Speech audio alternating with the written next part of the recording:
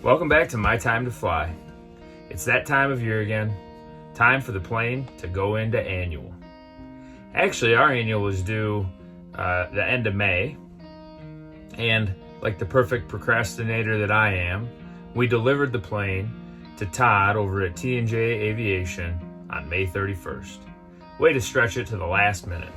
I guess that's just how I roll. The good news there is I'll get the plane back in June, which will push my annual back to June next year. And if I follow the same path, my goal is to get the annual happening more towards the off season. Maybe a December annual in the future. Anyway, the plane's been over at the shop for a couple weeks. Todd's had the opportunity to inspect it, take a look at things that need to be fixed, and provide me with an estimate. It's fantastic the way he does his business. He's upfront, honest, and provides you an immense amount of details about what he's going to fix on your airplane. He also gives you the option to say no to some things, and this year, quite honestly, we did. Last year, I asked just how much you thought my annual was going to cost, and some people out there were surprisingly accurate. So I'd like to do the same again this year. However, this year I want to put a little bit of a twist on it. We'll give you 7 days from the date I post this video, and whoever comes closest will get the first official piece of My Time to Fly gear. Now, I haven't made that gear yet, but I've got some sources, so we'll get it out to you right quick. But anyways, I'd love to see all the guesses. I think you'll be surprised, even with the amount of work that I'm having done on the airplane, just how affordable the annual might be. Now, I'm not asking you to guess low, don't get me wrong. This stuff's still a little expensive. But think about what the work I'm having done is, and how much you might expect to pay for it, and give it a shot. To give you as much information as I can, I will show you how much the base annual costs. Gives everybody a starting point. And then I'll quickly just talk through the added things that we're having done. Some of them are necessary inspections, others are fixes that Todd found as he inspected the airplane. But anyways, I'll walk through the list real quick, and again, 7 days from when this video posts, whoever guessed the closest in the comments will get the first official piece of My Time to Fly gear. Thanks again for being here. It's so much fun to share general aviation with the community, especially those who are looking to join the community. Like I always try and say, if you're interested in flying, go out to your local airport and find your time to fly. There's a million of us out there, pilots, instructors, professional pilots, who love to share aviation with others. Go out and be a part of the community. So anyways, let's go through the list real quick. I'll give you guys some details and put those guesses in the comments below. So first and foremost, there's a flat rate to annual the aircraft. As you can see, at T&J Aviation, for a complex airplane, which my Mooney is, the base rate is $850. From there, Todd lists out all the things that have to be done to the airplane, and then he gives you a call, and you discuss which are going to be completed and what might be able to wait. So first, on my C model Mooney, there's an engine mount inspection that's due every 100 hours. That one came up this annual. Of course, there's the ELT function test. Make sure we can be found in case of an emergency, which we do each annual. And a MAG function test, which is due each 100 hours. We'll do that again this year. We also had a couple pesky little things that we knew were wrong, and I provided them on a list to Todd. The right nav light worked when it wanted to, and of course, that's not a great situation, so let's get that fixed. And there was a broken bolt in the cargo door stay, so the door wouldn't stay open. Of course, it's really important to fix that, because if the door looked closed and I forgot to latch it, well, that can cause some serious issues in flight. So we'll get it fixed, that way we can hold the door open and know it's open and close it and lock it and have confidence there. The next two were add-ons, Number one, we're going to replace the vacuum pump. We're going to replace that pump with a pump that I got from somebody in the community. Shout out to Bill. I think you watched some of my videos. So thanks for the great deal on the vacuum pump. And then second, we're going to replace the DG, the directional gyro, with one that has a heading bug in it. That again came from Bill, and is a great story. A lot of people are updating their cockpits to digital instruments, getting rid of their vacuum system. So there are some affordable parts out on the market when those old instruments or vacuum pumps come out of the airplane. This happened to just be a great situation.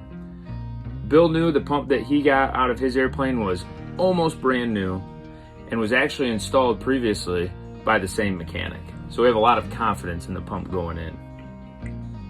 And he knew that his DG was in great working order and came out of a Mooney and would fit in mine quite well. So thanks again, Bill. The next one on the list again is one that we brought to the table. We bought the parts ourselves, and that's a vertical card compass we're going to install. We've had some issues with magnetism in the Mooney, which is a common problem, and we think the vertical card compass might work a little bit better even when the frame gets a little magnetized. Next on the list, we're going to replace the relief filter for the vacuum system. I honestly don't know a whole lot about that, but I trust Todd that that's the right thing to do. Now we'll get into some of the things that Todd found during his inspection that need to be fixed. We found a crank seal leaking. We know that we use a little bit of oil. I've mentioned that in my other videos. Man, these things leak oil. So we always ask Todd to find the oil leaks. And I'm sure this is one that he found and root caused it back to the crank seal. So we'll replace that. There's a couple clamps that have lost their rubber cushion. Of course, that can lead to premature wear or chafing of whatever those clamps are holding. So we'll get that fixed up. There's a output lead on the alternator that apparently was loose, and a tailpipe clamp that was loose as well. He also found some missing ties for the baffling, which, if those ties aren't held securely, can cause some serious cooling issues. So we'll get all of that fixed up. I mentioned it earlier, it's nice how much detail Todd goes into. You might look at this and say, well, he's nickel and diming you. Shouldn't that just be included? I actually appreciate it. I appreciate it because I know the detail that he's going into to find these things. And he's really taking his time to inspect the airplane. Again, we had a oil dipstick housing loose.